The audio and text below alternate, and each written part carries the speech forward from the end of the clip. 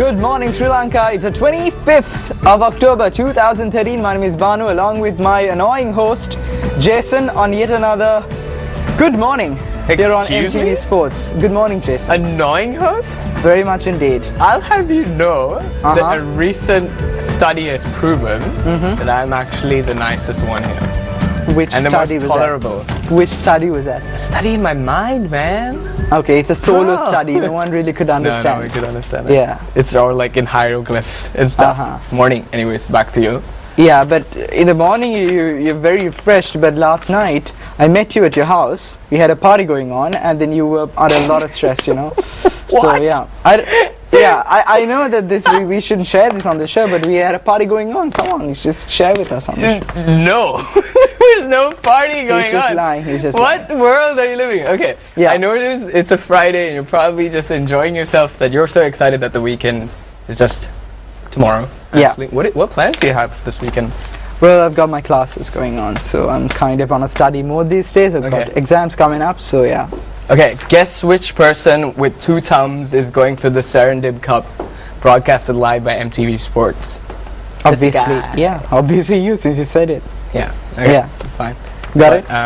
Yeah, so I'm going for this thing on Saturday because it's going to be Madagascar versus Sri Lanka, so I'm excited about it. Very nice. But you know what, dude? I've been really, stressed recently. Just like last night. Dude, seriously, enough with the last night thing. No. Alright, we'll get on topic. Yeah, no, but I've been really stressed.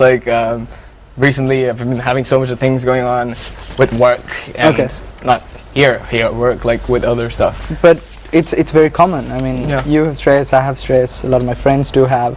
But then it's very important to know when you should control it. And I think we do have a person who knows what he's talking about. That's right. We've had him on the show once. We've had him on the show before, actually. Yeah. Dr. Mahesh Rajasurya. Good morning. Good morning. Great to have you back on the show, man. Thank you. Sorry. I said man because I was trying to be smooth about it.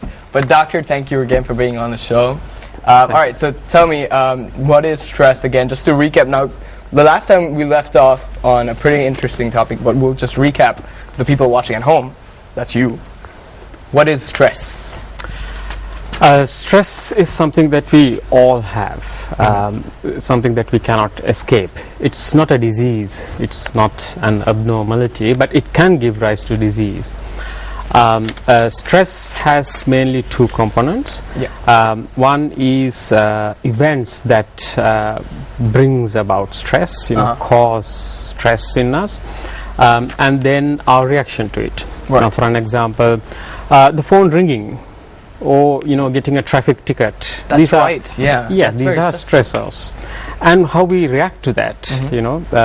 Somebody might just take the ticket and pay it, and just make a mental note, I wouldn't do that again. Yeah. But another person might take it very seriously. Spend days thinking about it, losing work and all that. So that's another reaction. So the stressor and the reaction together is known as stress. Okay. So it depends on, the amount of stress depends on not only on what happens to you in life, but how you react to what happens to you in life. So doctor, is it, as I've learned from what you just said, it depends from person to person. So at the right time, of course, because I could be under stress right now, and the next moment, for the same reason, I wouldn't be as stressed that the amount of stress that I had a moment ago. So does that matter as well? We're speaking hypothetically here, by the way. Sorry? We're speaking hypothetically. You're not stressed at all. No. It's just a hypothetical situation. Yeah, but stress has this this vicious cycle where something happens to you. Maybe something so small or insignificant. Like spilling something on your favorite shirt. It may not be even your favorite shirt, but just in the morning it's just an inconvenience. Yeah, it happened to me today, that's why. And then one person may just have a change and then just get on with life, with the day. Another person may be reacting very badly to it and blaming somebody else who put the coffee here, and all that, and you're always like that, and that person reacts back and tells you something which sets you really off, and then it goes on and on. Right. So when you get into a bad mood, then you react usually badly, making things worse. making other people do things that make you really hurt, or make you even more depressed or distressed or angry, and then you react even worse. So this sets off a vicious cycle where your stress is getting worse and worse and worse. But then sometimes luckily things happen which changes your mood. Right. You suddenly feels better, or usually a joke, right, and humor, and that suddenly breaks this vicious cycle and things change, as you just said. Is this temporarily, or is this like would this help in the long run? Well, stress is a never-ending thing in life, right? It goes on and on. But you need to have a little bit of stress, which we talked about this last time. Unless you have some stress, you wouldn't perform, you wouldn't do anything, right? Now, for an example, I'm sure none of you study the language of the Mongolians, because there's no drive for you to do that. Right? You need to have a little bit of stress. Yeah. Then only you start doing things. The more stress you have, harder you work, more work you would do, more focus you would do. But it's important that you really do not want to cross that line where you become overstressed, and that will lead to problems, I guess. How do you see not that? a linear graph. The more stress, more performance, more stress, more performance. So indefinite stress means indefinite performance. No. Right.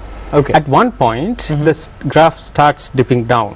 Right, and now you increase your stress, your performance drops.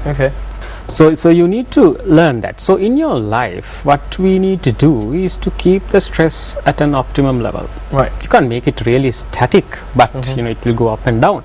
But you should watch out for the moments where you feel now it's really too much. I'm not myself. I'm not relaxed. I'm not performing as I want to do. Right. Then you need to kind of do something. Humor is just one thing, and bring down your stress levels so you feel better and your performance gets just better. Yeah. Now since you mentioned that actually sounds like a lot like inner peace. Like when you said, because when you just said, I'm not doing this right, when it sounds like you're speaking to yourself. So is it a lot to do with controlling stress with yourself? Like, can you control it? How do you control it? What would you do if you were that person that has this sort of stress in his life? Well, as I said, we all have stress. So this is not about certain people who have stress. Actually, these are moments where you feel your stress more than you should be. Or you feel that the stress is really non-beneficial to you, or harmful to you. Right?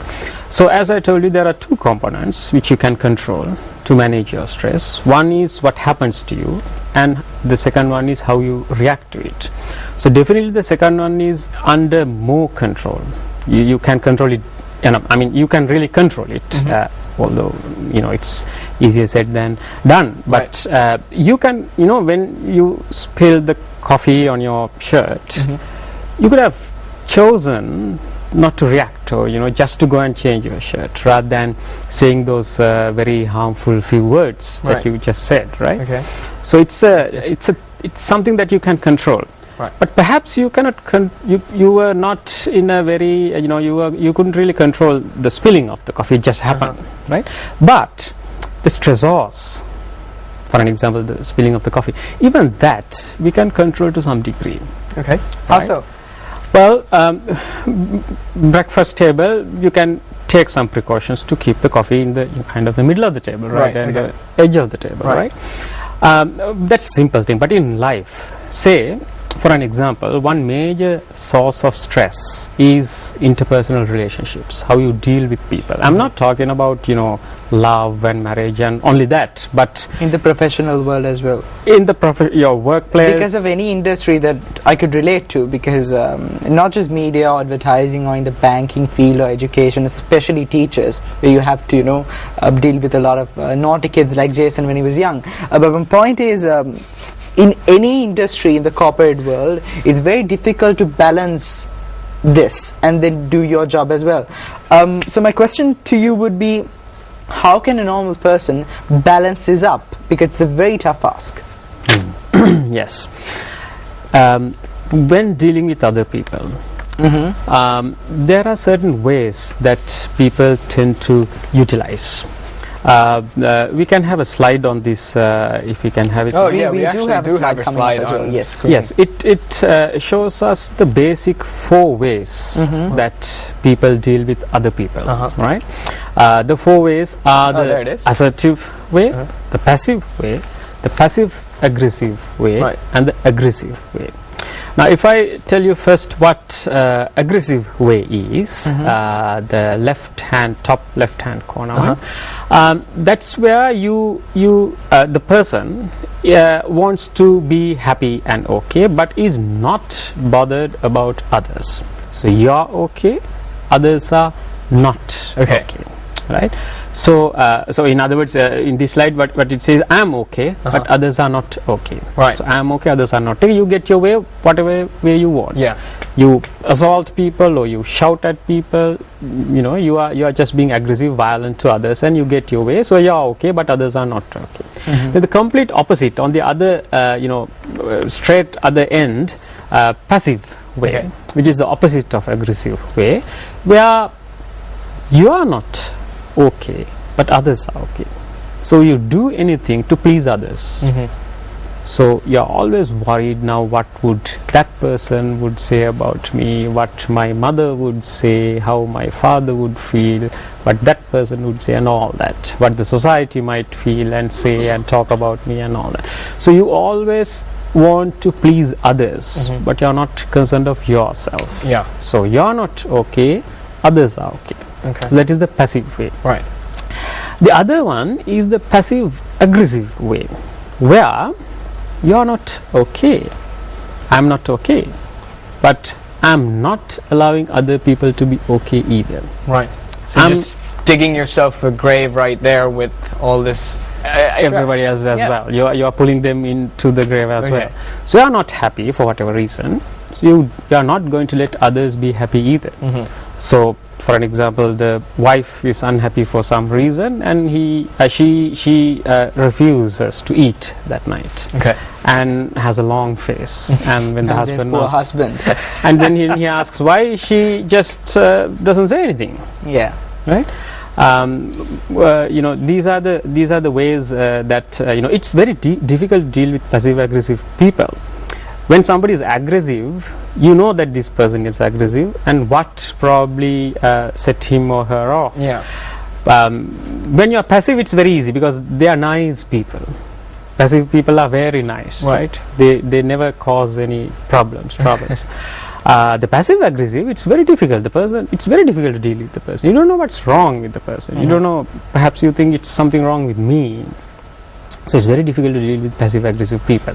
Now, all these 3 ways bring a lot of stress, Right. to the person who used that method and to others.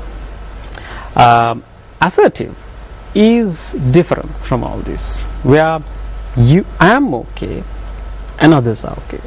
So I'm trying to do what I want, what I think best for me, but I'm not trying to hurt others. So I don't want to hurt others, but I'm not going to make sure that 100% of the time, 100% of the people around me are going to be happy. Okay, some of them may not be happy at some point in time, but generally people around me would be happy. I'm happy. That is assertive way. Right. Being firm, and the simple way to describe assertive is to have a backbone. Right. To not